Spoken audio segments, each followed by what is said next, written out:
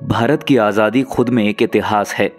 दुनिया के सबसे बड़े लोकतांत्रिक देश को अपनी पहचान बनाने के लिए करीब 100 साल अंग्रेजों से आज़ादी की लड़ाई करनी पड़ी थी।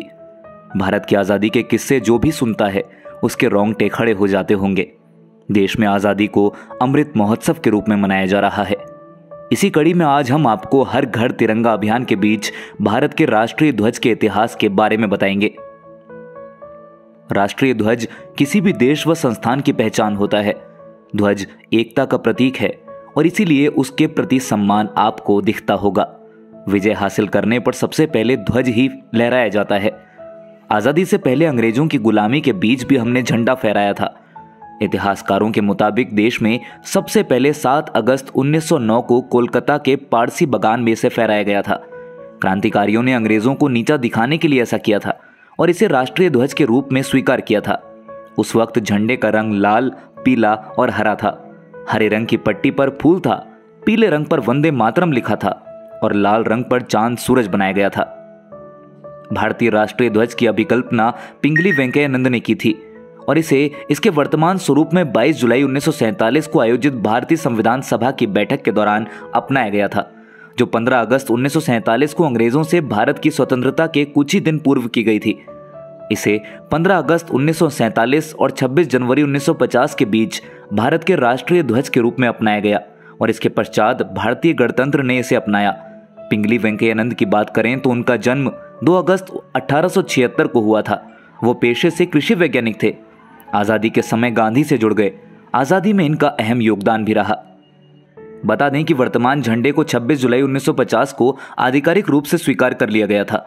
भारतीय राष्ट्रीय ध्वज यानी तिरंगे में 3 रंग की 36 पट्टियां हैं। सबसे ऊपर केसरिया, बीच में सफेद और नीचे गहरे हरे रंग की पट्टी, और ये तीनों समानुपात में हैं। ध्वज की चौड़ाई का अनुपात इसकी लंबाई के साथ 2 और 3 का है।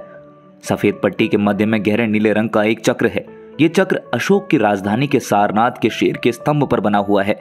इसका व्यास लगभग सफेद पट्टी की चौड़ाई के बराबर होता है और इसमें 24 तीलियां हैं।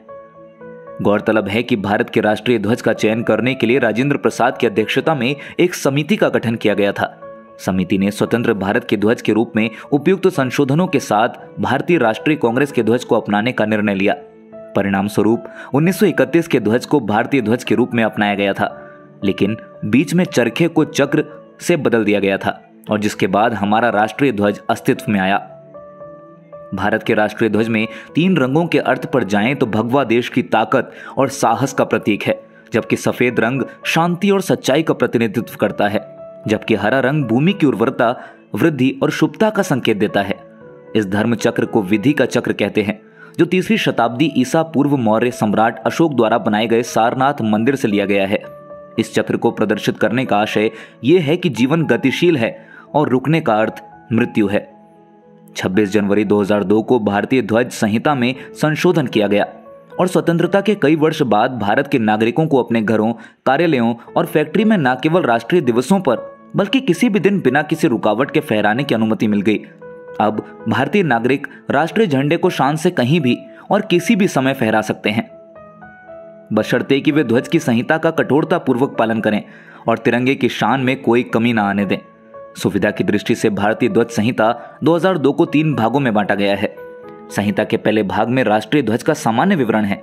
संहिता के दूसरे भाग में जनता, निजी संगठनों, शैक्षिक संस्थानों आदि के सदस्यों द्वारा राष्ट्रीय ध्वज के प्रदर्शन के विषय में बताया गया है। संहिता का तीसरा भाग केंद्रीय और राज्य सरकारों तथा उनके संगठनों और अभिकरणों द्वारा राष्ट्रीय ध्वज के प्रदर्शन के विषय में जानकारी देता है। आपको बता दें कि भारत सरकार ने फ्लैग ऑफ कोड इंडिया यानी तिरंगा फहराने से जुड़े नियमों में संशोधन किया है, जहां पुराने नियमों के मुताबिक केवल सूर्योदय से लेकर सूर्यास्त तक झंडा फहरा सकते थे, लेकिन नए नियमों के अनुसार अब रात में भी तिरंगा फहराया जा सकता है। झंडा फहराते समय किन बातों का रखें ध्यान? शैक्षिक संस्थानों जैसे विद्यालयों, महाविद्यालयों, खेल परिसरों, स्काउट शिविरों आदि में राष्ट्रीय ध्वज को सम्मान देने की प्रेरणा हेतु इसे फहराया जा सकता है। विद्यालयों में ध्वज आरोहण में निष्ठा की एक शपथ शामिल की गई है। किसी सार्वजनिक, निजी संगठन या एक शैक्षिक संस्थान के सदस्य द्वारा राष्ट्रीय ध्वज का आरोहण, प्रदर्शन सभी दिनों और अवसरों, आयोजनों पर अन्यथा राष्ट्रीय ध्वज के मान सम्मान और प्रतिष्ठा के अनुरूप अवसरों पर किया जा सकता है। नई संहिता की धारा 2 में सभी निजी संस्थानों को अपने परिसरों में ध्वज फहराने का अधिकार देना स्वीकार किया गया है। इस ध्वज को सांप्रदायिक लाभ, पर्दे या वस्त्रों के रूप में उपयोग नहीं किया जाए। इस ध्वज को आशयपूर्वक भूमि, फर्श या पानी से स्पर्श नहीं कराया जाना चाहिए। इसे वाहनों के हुड, ऊपर और बगल या पीछे, रेलों, नावों या वायुयान पर लपेटा नहीं जा सकता। किसी अन्य ध्वज या ध्वज पट को हमारे ध्वज से ऊंचे स्थान पर लगाया नहीं जा सकता। तिरंगे ध्वज को वंदनवार, ध्वज पट या गुलाब के समान संरचना बनाकर उपयोग नहीं किया जा सकता।